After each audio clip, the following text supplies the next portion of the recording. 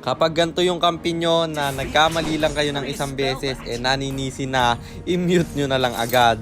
Tatrash talkin mo ako tapos mag-aaya ka pagkatapos? Upal ka ba, boss? Teka, baka kilala mo lang ako at lagi kang nanonood pero hindi ka pala nakafollow sa page. I-follow mo na yan.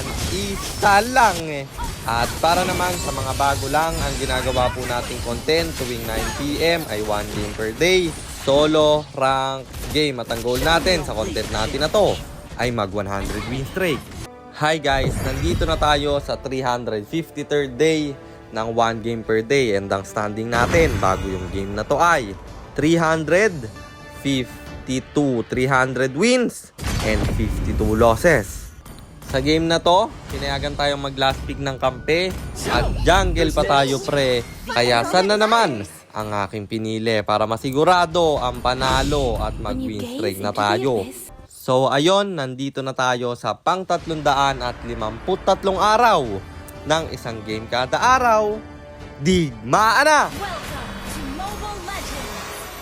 Walang clash na nangyari sa early game. Puro farm lang ginawa ko kaya dumiretso na tayo dito sa first turtle. Ang ganda ng pasok ng alpha. Advance pa yung retry ko.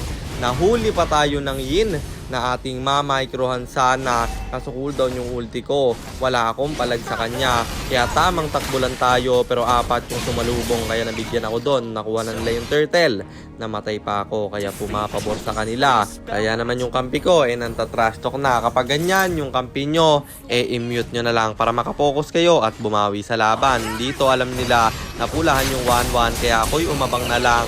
Bagsak yung suyo nila kasi masyadong napalalim. Pati yung alpha rin ay umasim. Patay yung dalawa.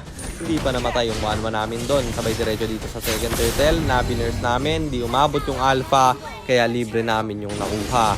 Dito naman sa gitna, suyo malalim na naman. Gusto niyang pumalag pero may lunok sa damuhan. Bagsak na yung suyo. Hahabulin ko pa yung Selena pero may alpha siyang kasama. Napaulti yung Florin kaya puno ulit yung buhay ko. Tsaka tayo mag-out kasi cooldown na yung ultimate ko. Na-open yung gitna kaya dumiretso tayo dito pero di papayag yung alpha nila. Napaulti na si tropa.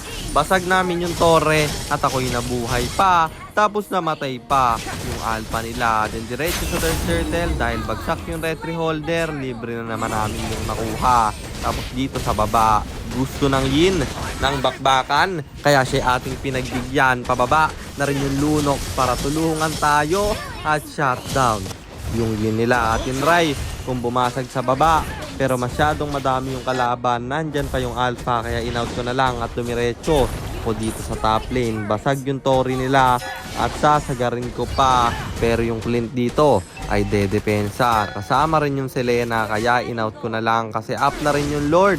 Kaya dito na tayo dumiretso. Hindi ko minamadali kasi nakapwesto rin yung kalaban at ang haba ng dash ng suyo nila. Inabutan tayo doon pero siya yung napasama. Bagsak na yung dalawa sa kanila at hahabulin ko pa yung Clint na pulahan. Mapapa-cyclone ay pumipiyok na nga. Sobrang intense ng laban. Hahabulin ko si tropa. Alpha makaka-out pero apat yung bagsak sa kanila. Sabay diretso dito sa Lord. Nasa mid lane pa yung alpha. Binurse na namin at di na siya umabot pa. Nakuha namin yung Lord. Siyempre, bounce na yan. Kapag nakakuha kayo ng Lord, guys, huwag nyo nang sayangin. Huwag nyo ipilit yung clash kasi trade ang hanap ng mga kalaban. At speaking of trade, gusto nila akong bigyan para kahit papaano, kulang kami ng isa. Pero hindi nila alam na madulas pa ako sa palos. Napuno yung buhay ko. Yung suyo pa pulahan ngayon. Napa-AG si tropa. Pero hahabulin ko. Ang haba ng das ng suyo guys. Hindi ko pa kasi nagagamit yan Muntik pang nakatakas doon pero nasa lubong siya ng 1-1. Kaya siya'y nabigyan na diretso dito sa gitna. Napa-ulti yung yin. Babagsak yung Bane at diretso tayo dito sa inhibitor. Sila sa bottom. Isa na lang yung natitirang inhibitor pero itatower lang ko na. Ang problema wala akong ultimate kaya binak ko nung marami na sila tsaka ako dumiretso sa torre nila sa top lane. Basag na rin at wala na silang inhibitor. Kaya pinasok ko na, tower lock sana, pero masyado ulit silang marami. Ang lalayo pa ng kampe. At nung nakapasok yung 1-1 pre, ubos yung kalaban, 4 yung bagsak. Kaya tinower lock ko na at panalo na naman tayo. Kaya ang standing na natin ay 301-52. 301 wins and 52 losses. At Legend 2 stars na tayo. 4 win streak na rin, kaya 96 na lang ay 100 win streak na. Wala tayong sinagot na tanong ngayon kasi gusto kong pukusan yung game na to.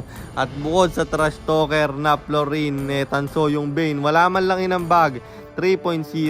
At syempre Tom Rush to katropa, report ka muna. Ganun lang guys, huwag nyong gantihan sa panta-trash talk nila.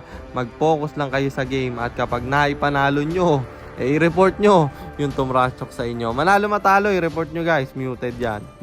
Ayun lang, sana meron kayo natutunan sa content natin na to. At kung meron man, pakishare lang. Then after nyo i-share, mag-comment na rin kayo ng pa-shoutout para ma-shoutout ko kayo sa mga next nating content. At i-comment nyo na rin ang inyong mga katanungan kasi baka malay mo sa next nating content, comment mo naman ang mapili ko. Kung nagustuhan nyo yung item at emblem na gamit ko sa game na yon, eto yon. Tough Boots, Corrosion Sight, Dominance Eyes, Demon Hunter Sword, Fleeting Time, Malefic Roar, and then Rose Gold Nature, pang buy and sell. Emblem natin Assassin, Talent is Inspire, Seasoned Hunter plus Quantum Charge. At syempre Retribution, kasi jungle tayo doon. Kung gusto mo namang magpapilot ng ML account, mag-PM ka lang, nagre-reply ako. At syempre, may bayad yun. Kahit hanggang anong rank, pwede mong ipapilot. At yun lang guys, sana nag-enjoy kayo sa content natin na to. At shoutout sa iyo Andre Angelo Bagaw, kay Loverson Ladjan, kay Christopher Galve, kay Jerome Hereliana at kay Adrian Gekana. Maraming salamat sa inyong suporta. Ingat kayo palagi. God bless. Paalam!